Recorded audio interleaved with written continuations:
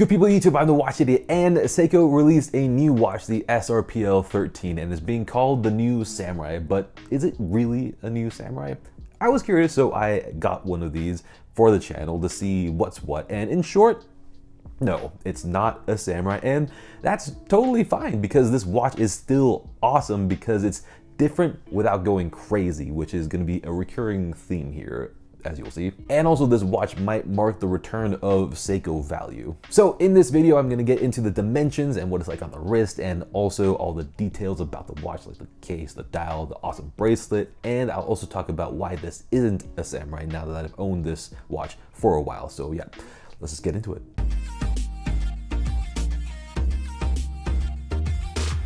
Okay, so as always, let's do the dimensions first, just so we know what we're dealing with here. We've got a case width of 41.3 millimeters, a bezel width of 41.6 millimeters, a lug-to-lug of 48.8 millimeters, and a case thickness of 12.3 millimeters.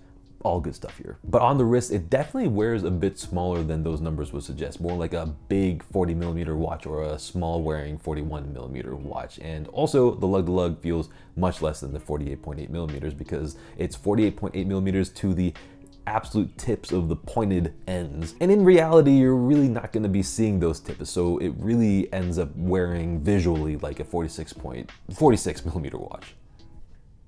46 millimeter lug to lug. Oh my God, not a 46 millimeter watch. Ugh. Basically, if you're someone who usually wears bigger watches but want to try something smaller, this might be a nice stepping stone. And also, if you wear small watches and you want to try something bigger, then this can also hit the mark in the same way for you. For me, I like seeing it on the wrist because it feels substantial and it feels like I'm wearing a tool diver, but also at the same time, it doesn't feel like I'm wearing something really big like my Pelagos, which actually turns out to wear a lot bigger than 42 millimeters. And as for the thickness, 12.3 millimeters is already relatively thin for a dive watch, but it wears even thinner because of that tapered underside that most Seikos have. But here, the effect seems to have been amplified because of the way the mid case also curves upwards and also kind of tapers inwards as it goes up. Visually, it's pretty much like a 10 or 11 millimeter watch when it's on my wrist. And also, like other Seikos, because of this tapered shape, it wears very, very comfortably on the wrist as well.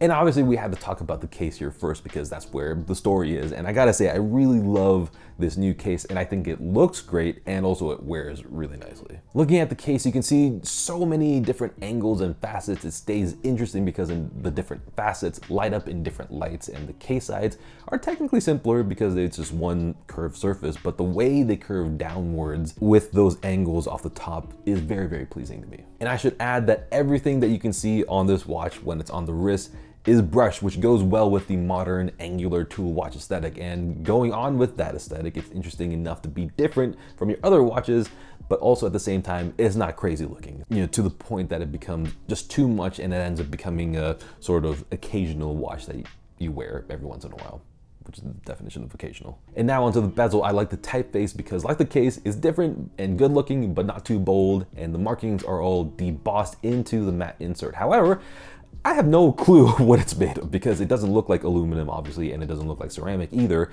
So I'm guessing that it's a steel bezel. I mean, let us know down in the comments if you know what it is. Oh, and I should add that while I like the knurled finish of the bezel grip, you don't really see that often. It's not nearly pronounced enough. It's actually very tough to grip the bezel itself, which is a shame because the bezel clicks themselves are very classically Seiko, but the very refined and smooth version of them. And I would have loved to just click it around much more often, but I can't do that because I can't grip it. And it's more irritating because the crown knurling is actually grippy, which is good for winding the watch up, but just do the same thing on the bezel.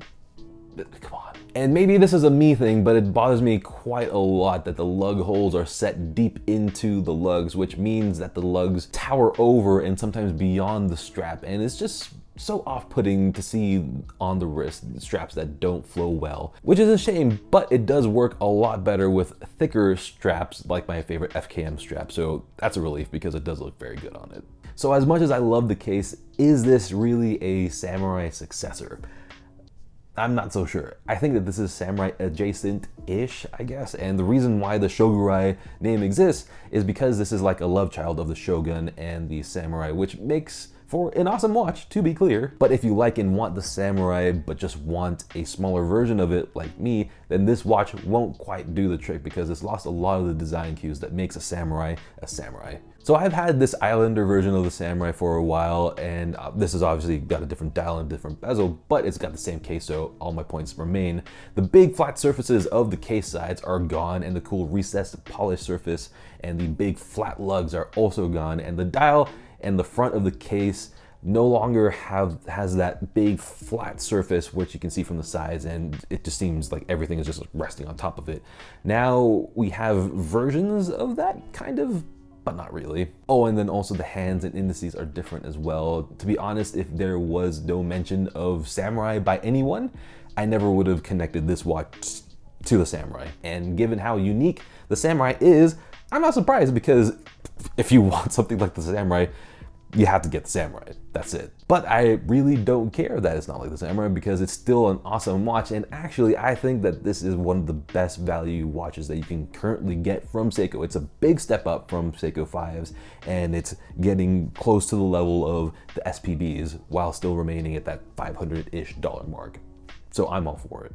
And now the dial, and the dial, like everything else, is very well executed. It's a matte black dial, but it does have a very subtle sunburst finish, which is kind of pointless. I mean, I really don't get everyone's obsession with making everything sunburst. I mean, they look great when they're done right, but it's also fine to have just a simple matte black dial on a tool watch. The indices are a combination of triangular-ish and pointed batons, which look good, and I like that they look different on the dial, yet not crazy. Again, it strikes that balance very, very well. Same thing goes for the handset, which I absolutely love. I love it when hands are brushed. It elevates the look of the watch, and in this case, it complements the rest of the fully brushed look of the watch. But I do wish that the handset was also brushed, and might as well make the indices brushed as well. And the design of the hands are good too. Different, but not crazy. Once again, the hour hand is sort of arrowheady, and the minute hand repeats that same design cue, and especially at the, I guess you can call it, counterbalance of the minute hand. Bravo. Then there's the 4:30 date window, which a lot of people will automatically hate, but for me, I love it. A well executed, and that's the operative word here, a well executed 4:30 date window is my favorite, because it can just disappear into the background and you can have a full set of indices, and you have the date window just chilling there when you need it. And bonus points, which this watch gets, for the numbers being level as well. And I'll admit, though, that a bad 4:30 date window can really throw off a watch. And now onto the bracelet, and right off the bat, this is one of the best Seiko bracelets out there, almost at pretty much any price point. And the fact that it's on what'll end up being like a $400-ish, maybe a bit more than that, dollar watch is awesome. The links are all super solid and well designed. They've each got a facet on the top, which makes things different enough, and not just another 3-link oyster bracelet. It suits the angular look of the case, so good job, Seiko, for not just using that same 3-link, rounded 3-link bracelet that you put on like basically everything. The end links are also very well integrated because they're angled to match the angles found on the lug, so it all lines up, and it's all set inside of the lugs, but enough to make it at least look deliberate instead of something that just doesn't fit right. So I'm all for it. And this might be another very me thing only, but it bothers me how the center of the end link doesn't flow into the bracelet center links at all. It kind of just juts straight down. It's just a bit off-putting to me. I think they could have easily angled the center out just a little bit this way. Well, not this far out, but like a little bit more, just to maintain the flow into the bracelet a bit better. You know, not the end of the world here, but it's just something that bothers me a little bit. Oh, and like all Seiko divers, the clasp comes with that stupid and useless dive extension that can't be used in normal life, and it just extends the clasp's footprint, which is so stupid, but I always end up swapping it out for a different third-party clasp. But I happen to have a Seiko one here without that extra stupid extension, so I put that on there. Super comfortable. So there you have it. Let me know what you think about this new release, and if you think that's a Samurai in the end, and until the next video, good day.